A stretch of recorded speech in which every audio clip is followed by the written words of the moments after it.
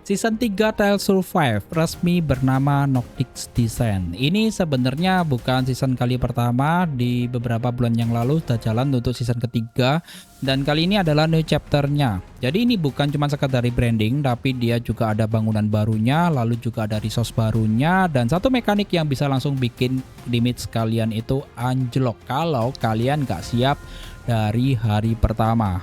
Nah, video ini adalah guide lengkapnya, semua yang perlu kalian tahu sebelum season ini berjalan, biar kalian nggak buang waktu di minggu pertama.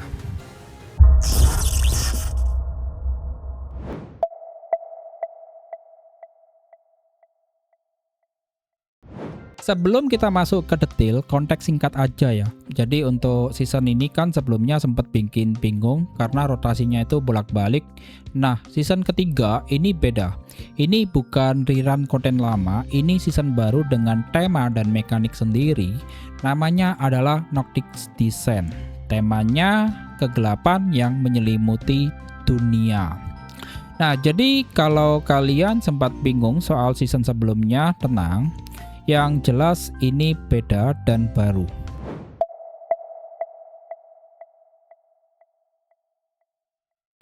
Kita akan mulai dari goal utamanya season ini. Ini kalau kita lihat memang nampaknya simpel untuk kita pahami, tapi krusial untuk kita jalanin. Jadi di sini kita akan meningkatkan Darkness Resistance. Kenapa ini penting?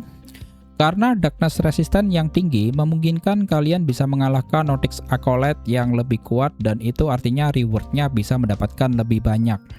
Jadi siklusnya itu hanya muter terus sih. Kalian pertama obtain season resource-nya, lalu pakai untuk upgrade Lighthouse-nya. Dari hasil upgrade Lighthouse-nya itu bisa meningkatkan Darkness Resistance-nya. Terus ulangi lagi dengan kalian menargetkan monster yang lebih kuat.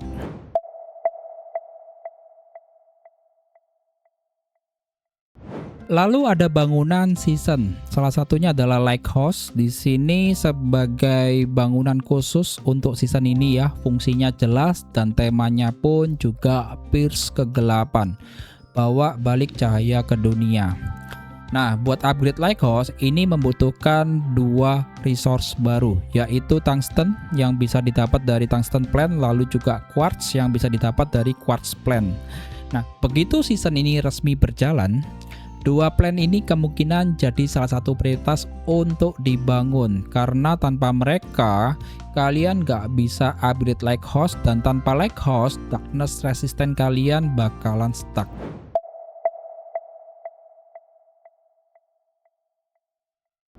Kita akan lihat di bawahnya quartz. Ini bagian yang wajib kalian paham sebelum battle di season ini berjalan. Jadi ada monster with darkness traits, itu dampaknya apa? Damage troops kalian ke monster ini akan berkurang secara signifikan selama battle. Nah, ini bukan pengurangan kecil ya, tapi signifikan. Nah, ini dipengaruhi oleh darkness resistance. Ini yang mitigasi pengurangan damage tadi. Jadi semakin tinggi resistance kalian, semakin kecil damage reduction yang kalian alami. Dan ini satu poin yang paling penting buat aliansi kalian. Saat kalian join rally, kalian dapat manfaat dari Darkness Resistance milik rally leader. Ya, ini bukan resistance kalian sendiri. Jadi artinya kalau aliansi kalian mau efektif farming monster Darkness, prioritaskan member dengan Darkness Resistance tertinggi buat jadi rally leader. Jadi yang open rally-nya ini sebisa mungkin memiliki Darkness Resistance yang tinggi. Nah, ini keputusan koordinasi yang harus kalian bahas di dalam aliansi dari awal season, bukan pas udah kejadian damage-nya kecil semua.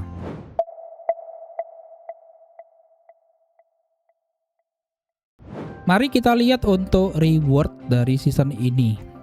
Nah, untuk reward season ini itu kebagi menjadi dua jalur yang berbeda dan penting untuk paham keduanya biar nggak sampai salah fokus. Nah, untuk yang pertama jalur personal itu tingkatkan Darkness Resistance-nya dan earn glory merits-nya. Ini yang bisa ngasih kalian solo achievement rewards. Lalu untuk yang jalur aliansi atau faction ya di sini kalian fokusnya itu mengumpulkan Red Cooper, dan Red Cooper ini didapat dari City Occupation, State Class, dan Event Cooper Class. Jadi untuk Red Cooper ini yang menentukan aliansi dan faction ranking di akhir season. Jadi kalau aliansi kalian serius mau ranking tinggi, Red Copper farming itu prioritas kolektif, bukan cuman progres individu. Dan kabar baiknya ya, kalau kalian ngelakuin keduanya, personal dan aliansi goal, kalian dapat reward tambahan ya dari dua jalur ini. Jadi idealnya itu ya jangan sampai cuman fokus ke salah satu doang.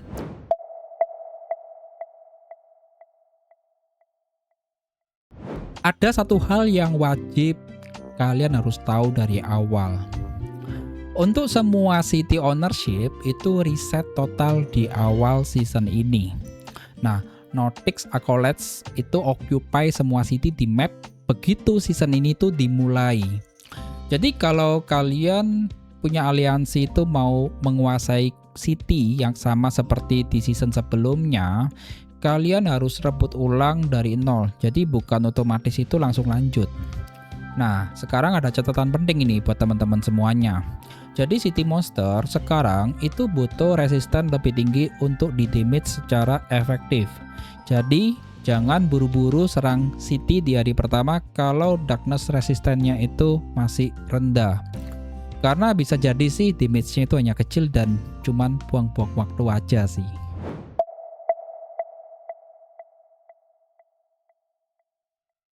Sekarang adalah hal yang sebenarnya sih bukan buat sekarang ya, tapi ini penting buat kalian tahu dari awal biar nggak kaget nantinya.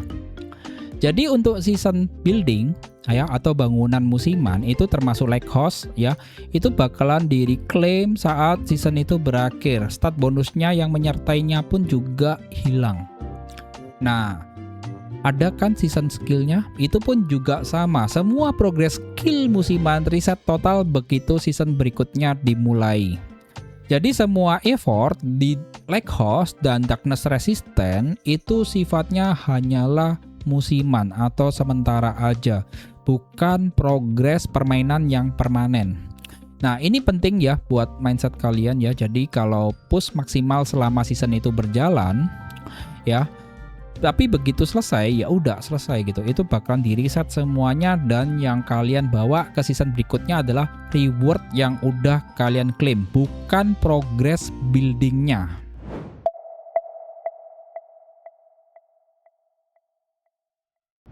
Ini ada hal yang perlu kita perhatikan ya, berhubung itu aku sudah pernah melewati season ketiga. Dan yang sekarang yang akan aku jalanin adalah season ketiga untuk new chapter. Jadi untuk new chapter dan yang pertama ini aku rasa juga masih ada hubungannya dan sama ya. Dan ada beberapa hal yang perlu kalian buat untuk perhatiin dari awal nih. Oke, jadi untuk yang pertama adalah jangan buru-buru serang monster dan city darkness yang tinggi di hari pertama sebelum darkness resisten kalian itu memadai. Jadi untuk damage reduction-nya yang signifikan itu bisa membuat kalian tuh membuang banyak troops dan speed up untuk hasil yang minim. Nah, lalu yang kedua adalah koordinasi sama rally leader. Itu yang harus dibahas dari aliansi kalian di hari pertama. Ya, jadi bukan pas udah rally-nya jalan, member dengan darkness tertinggi itu sebenarnya kan malah menjadi prioritas leader ya.